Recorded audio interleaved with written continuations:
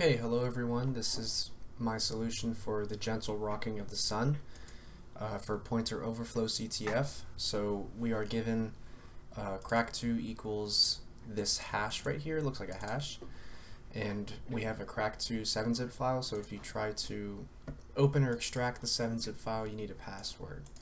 So what we can do is we can actually identify this hash just using any sort of identifier online.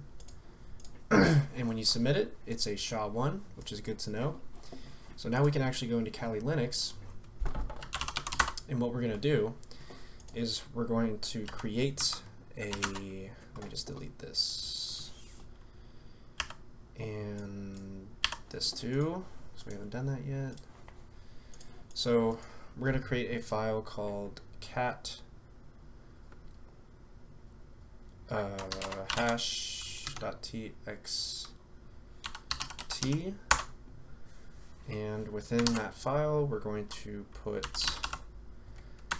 we're going to do echo the hash and put that into the hash.txt. So now let's make sure that's in there using cat. Okay, looks good. Now you can use any sort of password cracker or hash cracker that you want, that you're most comfortable with. I like Hashcat just because I think it's really easy to use. So this is kind of what I did. You don't have to put show. I'm just doing that because I've already cracked this hash before. So basically, if you look at the manual for Hashcat, you want to specify A as 0, which means a straight one-to-one brute force attack. And then the M is the hash type, and 100 is for SHA-1.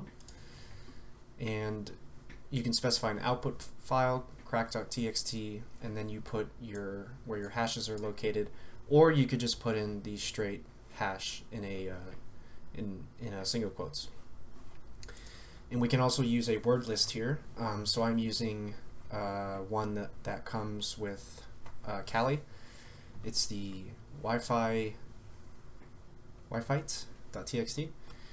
So if we execute this, it'll take a little bit longer for you, especially if you haven't cracked it before. If we open up cracked, we see that it found a match for this password right here. We can copy this. Now we can go and extract 7-zip, extract files, put in that password, make sure it's correct, okay, and yeah, data, that's fine. So if we open up crack2, here is what we get. We get 2023 and a bunch of folders. Click through all of them. If there's an easier way to do this, let me know. Yeah, so now this is the flag, but it's all in folders, which is annoying. Now you could go through and type it out yourself manually, but I think what's easier is to copy this.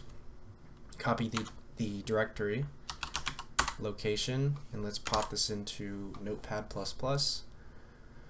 and let's try to single out the flag by removing this, doing some replacement here, and we can replace the backslash with nothing, replace all, and we've got the flag.